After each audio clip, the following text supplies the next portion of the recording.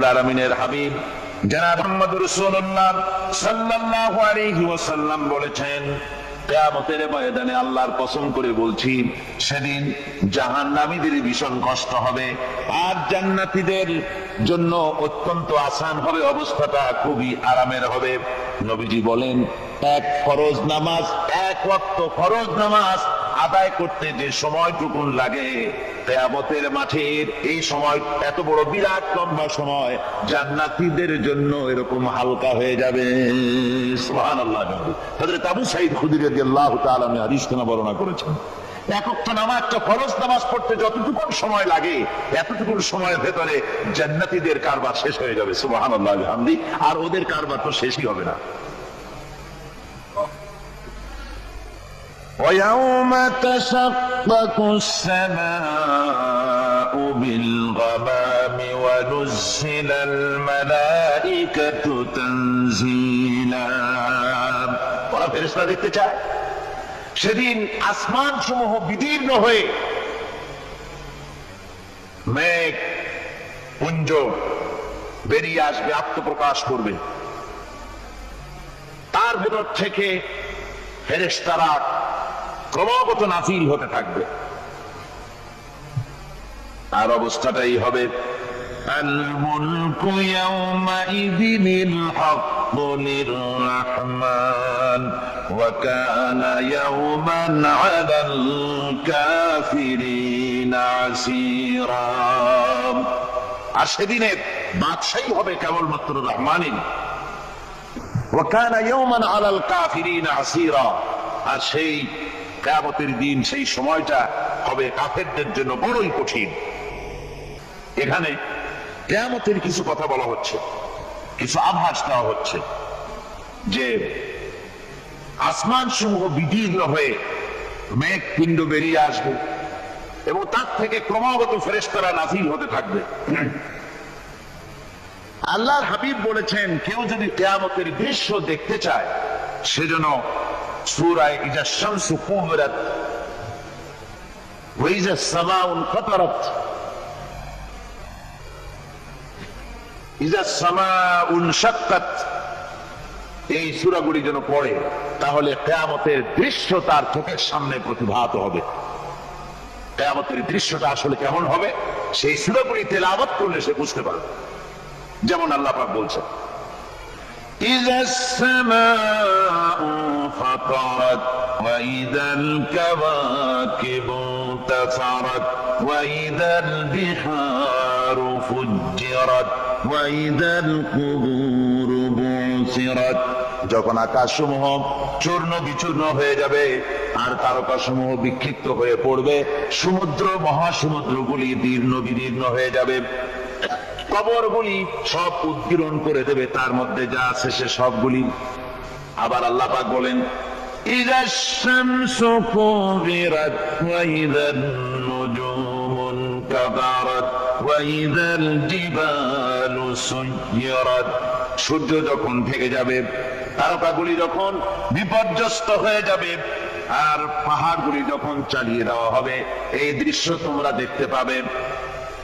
فإذا النجوم طمست وإذا السماء فرجت وإذا الجبال نسفت। সেদিন অবস্থা এমন হবে, সমস্ত তারকাগুলি স্তিমিত হয়ে যাবে আর আকাশ সমূহ দীর্ণ বিদীর্ণ হয়ে যাবে। আর দেখতে পাবে পাহাড়গুলি, সমস্ত পাহাড়গুলিকে উড়িয়ে দেওয়া হবে। আবার অবস্থা আরো কি হবে, فإذا برق البصر وخسف القمر وجمع الشمس والقمر। যখন চক্ষু বিস্ফারিত হয়ে যায় মানুষের, চাঁদ আর সূর্য নিষ্প্রভ হয়ে যাবে, সব একাকার হয়ে যাবে, চন্দ্র এবং সূর্য তার অস্তিত্বকে হারিয়ে ফেলবে। শুধু তাই নয়, ওয়াহুমিলাতিল আরদু ওয়াল জিবালু ফাদুক্কাতা দাক্কাতাও ওয়াহিদা। জমিন ও পাহাড়গুলির মধ্যে সংঘর্ষ লাগিয়ে দেওয়া হবে আর তা এক ধাক্কায় জমিন এবং সমস্ত পাহাড়গুলি চূর্ণ বিচূর্ণ হয়ে যাবে। সুবহানাল্লাহ ওয়া বিহামদিহি। আল্লাহ রাব্বুল আলামিন বলছেন, এইভাবে করে কিয়ামতের দৃশ্য, বিভীষিকাময় দৃশ্য তোমরা দেখতে পাবে। আর সেদিনের রাজত্বটা কার হবে? আল মুলকু ইয়াওমাইযিনিল হাক্কু লির-রাহমান। সেদিনের রাজত্ব হবে কেবলমাত্র রহমানের। অর্থাৎ যেসব কৃত্রিম বাদশাহী দেখে তোমাদের চোখে ধাঁধা লেগে গিয়েছে, তোমাদেরকে দুনিয়ার বাদশাহী দেখে তোমরা ধোকায় পড়ে গিয়েছো, এসব বাদশাহী কিছুই টিকবে না সেদিন। সেদিন শুধু বাদশাহী থাকবে একমাত্র আল্লাহ পাকের। কার থাকবে বাদশাহী? যারা বলেন কার? আল্লাহ রাব্বুল আলামিন যখন কিছুই থাকবে না ঘোষণা করবেন লিমানিল মুলকুল ইয়াউম লিল্লাহিল ওয়াহিদুল কাহ্হার। আজকে কার রাজত্ব? চারিদিক থেকে আওয়াজ আসতে থাকবে, পরাক্রমশালী আল্লাহ রাব্বুল আলামিনের রাজত্ব আর কারো নয়।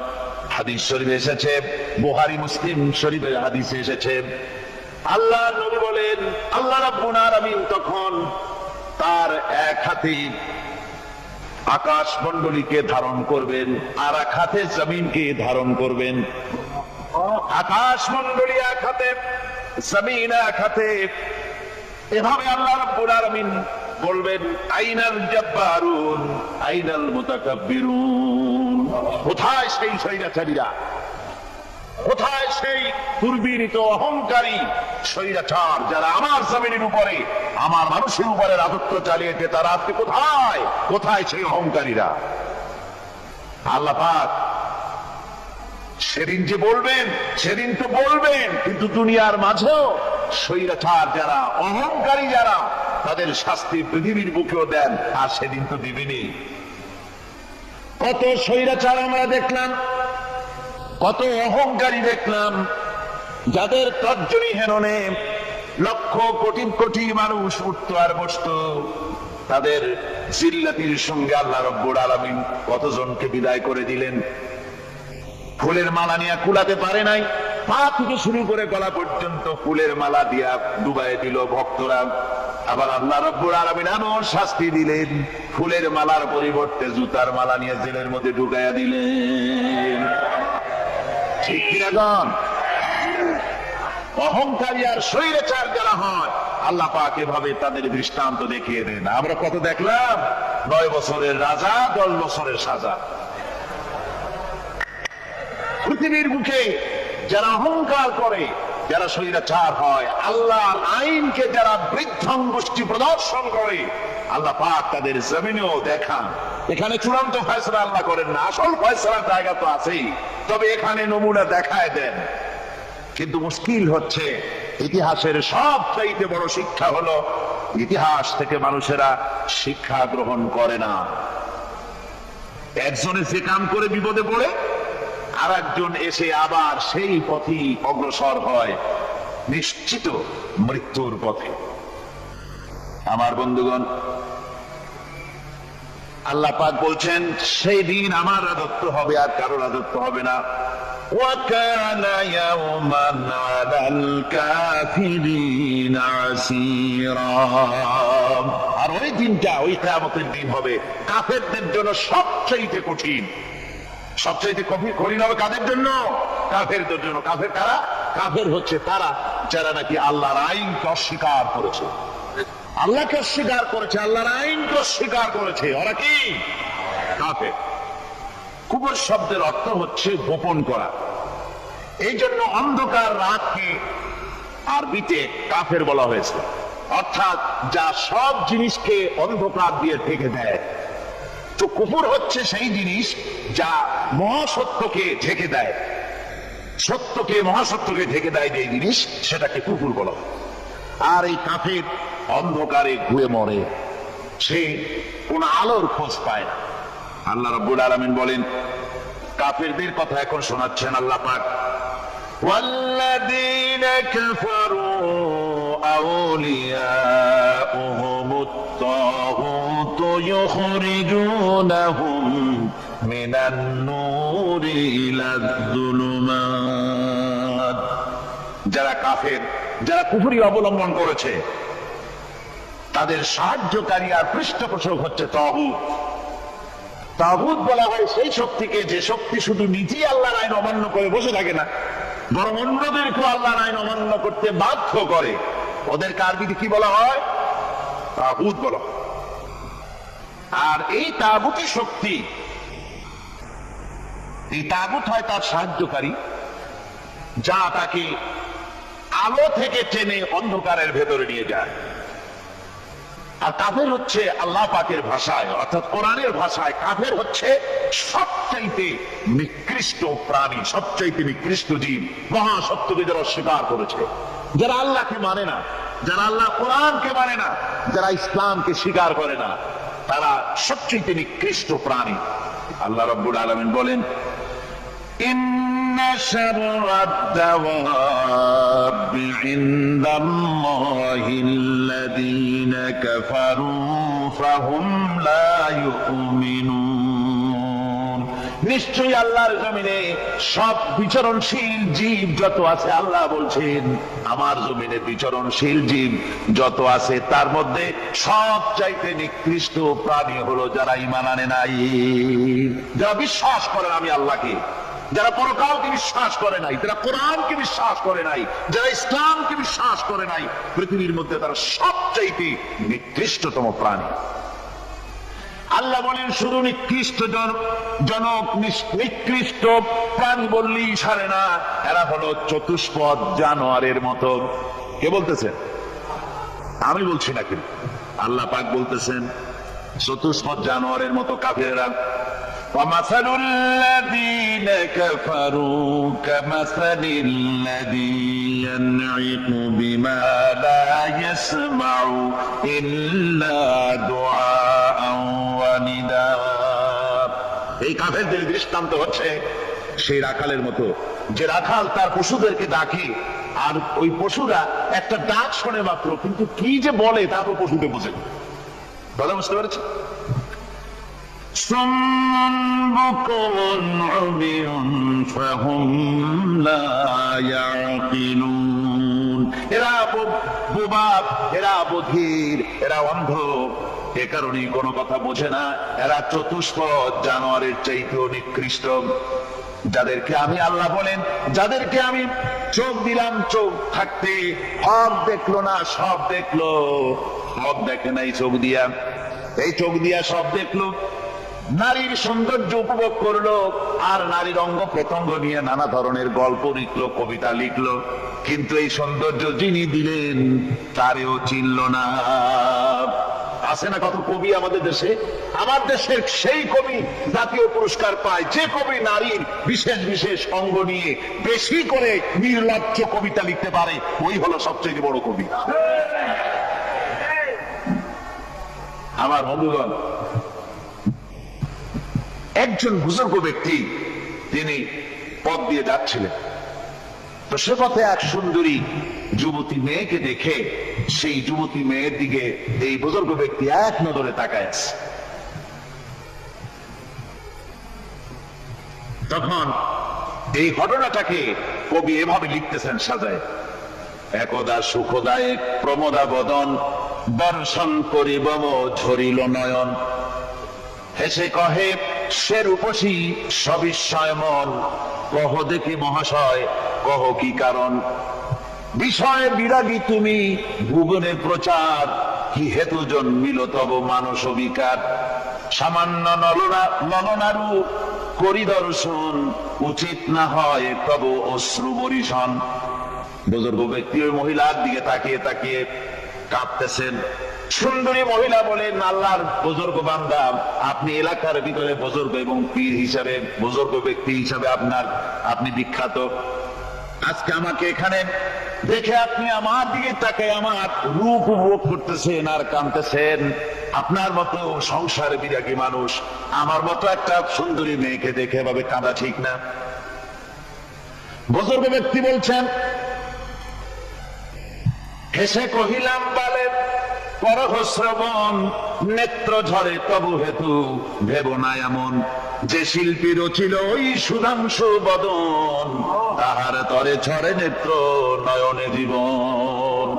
আল্লাহর বান্দি, আমি তোমাকে দেখে কান্দি না, আমার চোখে পানি বেরিয়ে গেছে। তোমারে দেখে আমি মনে মনে ভাবলাম, এত সুন্দর করে যিনি মানুষ বানিয়েছেন, না জানি ওই আল্লাহ রব্বুল আলামিন কত বড় সুন্দর। আমার ভাইরা, সুতরাং চোখ থাকতে ওরা আল্লাহ রাব্বুল আলামিনের কুদরত ওরা দেখে নাই, কান থাকতে কোরআনের আওয়াজ ওদের কানের মধ্যে ঢোকে নাই, বিবেক থাকতে আল্লাহর দ্বীনকে বুঝতে পারে নাই, চিন্তা করতে পারে নাই। আল্লাহ রাব্বুল আলামিন বলেন, উলাইকা কাল্লানাম, এরা হলো চতুষ্পদ জানোয়ার। বালহুম আদাল, শুধু জানোয়ার না, জানোয়ারের চাইতেও নিকৃষ্ট। এমনই জানোয়ার, আল্লাহ বলেন শুধু জানোয়ার না, জানোয়ারের মতো শুরু খায় জন্মের মতো। والذين كفروا يتمتعون ويأكلون كما تأكل الأنعام। এই কাফেরগুলির কাম শুধু ফুর্তি করা, গান বাজনা, নাটক, গল্প, এই সব কাজ তাদের। নামাজ নাই, রোজা নাই, আল্লাহ চিন্তা নাই, তাহাজ্জুদ নাই, পরহেজগারি নাই, শুধু গান আর নাচ। দেখেন না ফুর্তি। এই যে 1 জানুয়ারি রাত 12টার সময় আমার ঘুম ভেঙে গেল, এই যেখানে আমি ছিলাম, বিকট আওয়াজ। আমি মনে করলাম পাশের বাড়ি বুঝি ডাকাত পড়ছে। পরে বাড়িওয়ালা আমাকে বললেন যে ডাকাত না, বোধ হয় এই নিউ ইয়ার সেলিব্রেট হচ্ছে, নতুন বৎসর উদযাপন হচ্ছে বোমা দিয়ে, শহরবাসীর আরামের ঘুম হারাম করে এগুলি করা হচ্ছে। এ তো গেল 1 জানুয়ারি। আর যখন আমাদের নিজেরটা যখন আসে, অর্থাৎ 1 বৈশাখ, তখন দেখছেন অবস্থা 1 বৈশাখে।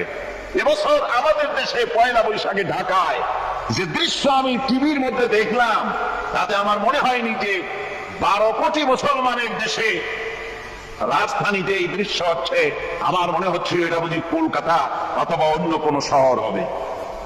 আমি দেখলাম সমস্ত যুবক যুবতী, নারী পুরুষ, বিভিন্ন বয়সের লোক সব একসঙ্গে রাস্তায় নেমেছে, নাচতেছে।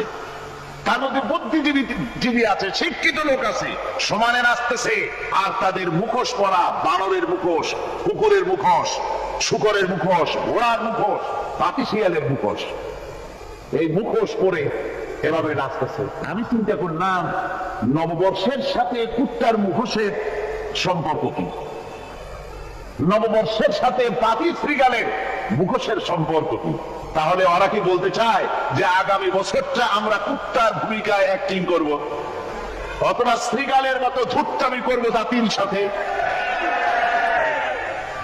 তারপরে কি করলো? সকাল বেলায় যুবক যুবতী 1 বৈশাখ সূর্য উদয়ের আগে রমনা লেকের পাড়ে গিয়ে সব দাঁড়িয়েছে বাসন্তী রঙের শাড়ি পরে। তারপরে সেখানে দাঁড়িয়ে সূর্য উদয়ের পানে তাকিয়ে সকাল বেলায় ভাবে করজোর করে বলছে, এসো হে নববৈশাখ স্বাগতম হে। নববৈশাখ অলক্ষে বোধহয় এটা শুনে বলতেছে, বাবাজিরা আমারে ডাকতেছ, অপেক্ষা করো, আমি আসতেছি। আমারে ডাকতেছ, আমি আসতেছি, কোমরে গামছা বেঁধে আসতেছি, 225 মাইল স্পিডে আসতেছি, 30 ফুট উঁচু জলোচ্ছ্বাস নিয়ে আসতেছি, নববৈশাখের মজা সাত চাকায়। আমার ভাইরা, মুসলমান নববর্ষ উদযাপনের সাথে মুসলমানের কিসের সম্পর্ক? মুসলমান যদি এই দিন উদযাপনই করে, তাহলে তাকে করতে হবে ফজরের নামাজ পড়বে।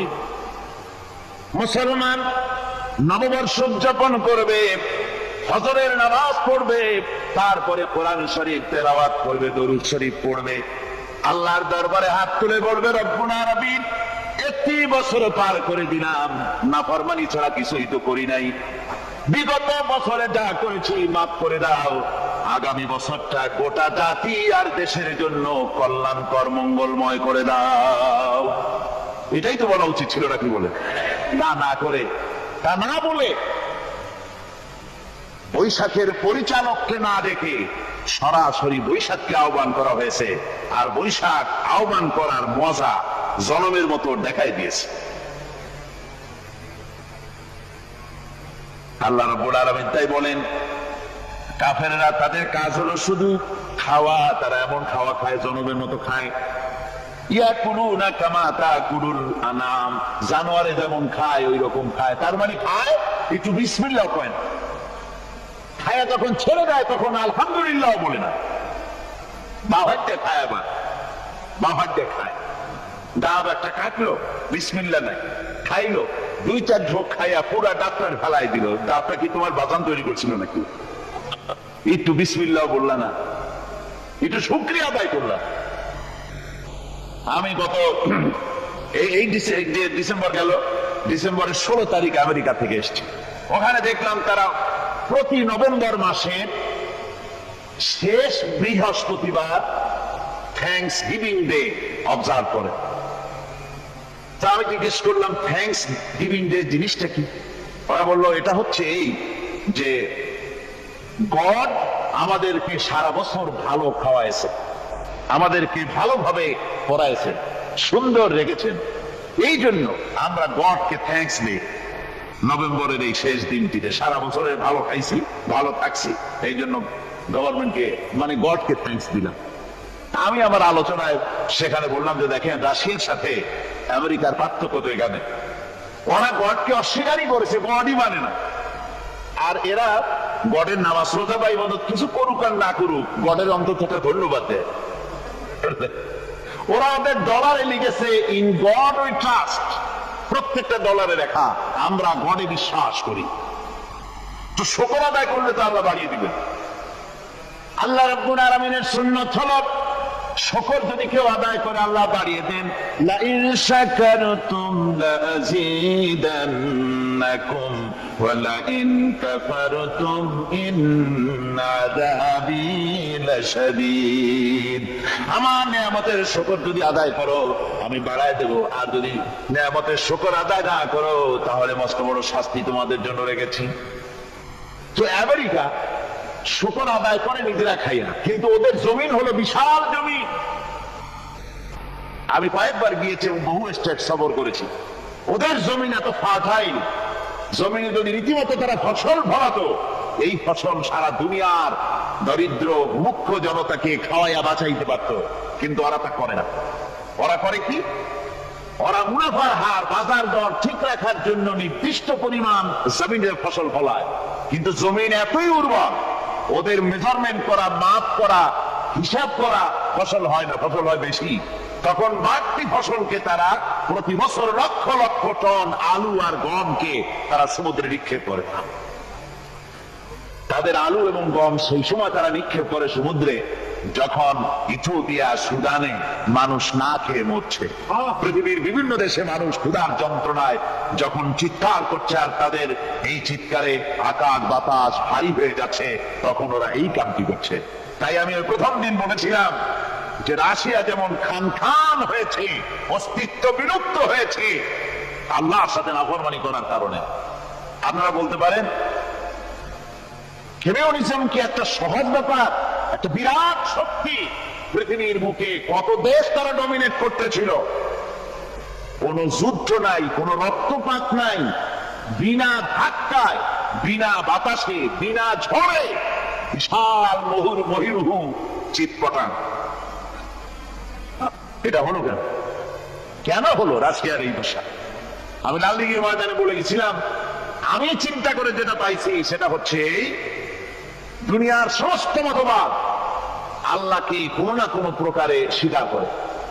তার কথা মানুক আর না মানুক, আছে একটা কিছু এতটুকু বলে যে আল্লাহ আছেন বা গড আছে বা একটা কিছু আছে।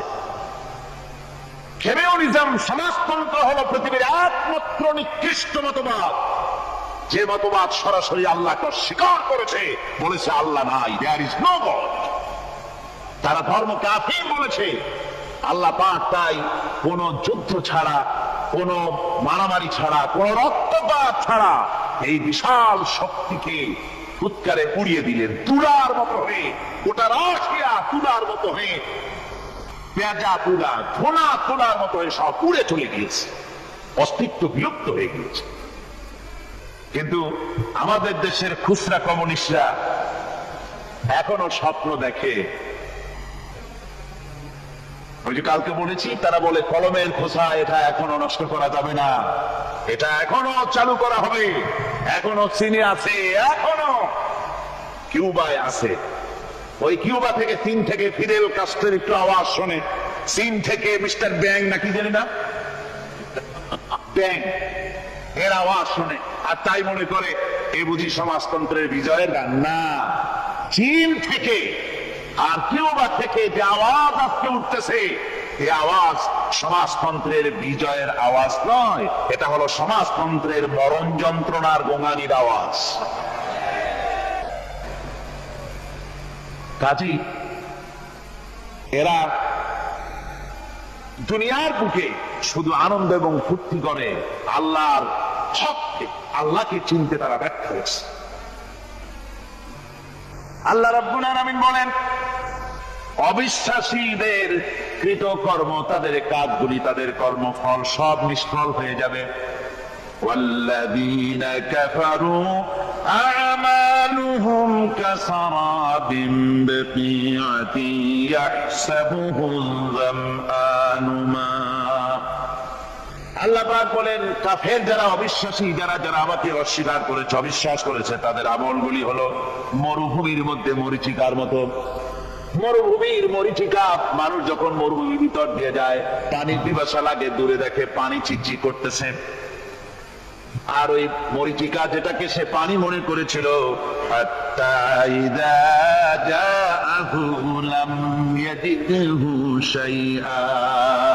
যেটাকে সে পানি মনে করে ছুটতেছিল, যখন কাছে গেল, আল্লাহ পাক বলেন কিছুই সেখানে পায় না, শুধু মরীচিকা, বালু আর বালু। এরকম করে যারা আমার দিনকে অস্বীকার করেছে, আমাকে অস্বীকার করেছে, তারা যত ভালো কাজ করুক আর যাই করুক না কেন, তাদের কৃত কর্মগুলি এভাবে সব নিষ্ফল। এ হলো এক কথা। 2 নম্বরের কথা হলো, ওরা মনে করেছিল সমাজতন্ত্র শান্তি দেবে, কমিউনিজম শান্তি দেবে, সোশ্যালিজম শান্তি দেবে, ক্যাপিটালিজম শান্তি দেবে। এই শান্তির চিন্তা করে অগণিত মানুষকে হত্যা করে সমাজতন্ত্রের রাজত্ব যখন কায়েম করলো, 70 বছর চলে গেল, তারপরে তারা দেখলো হাত্তা ইযা জাআহু লাম ইয়াজিদহু শাইআ, কিচ্ছুই পেল না। তারা ক্ষুধার যন্ত্রণায় মরল, কাপড় নাই, খাবার নাই।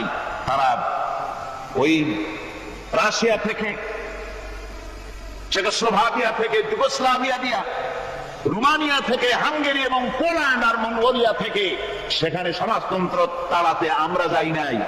আমরা সেখানে সমাজতন্ত্রের বিরুদ্ধে তাফসীর করি নাই, ব্যাখ্যা করি নাই, বক্তব্য রাখি নাই। ওই সব দেশ থেকে সমাজতন্ত্র তাড়াইছে কে? কারা তাড়িয়েছে?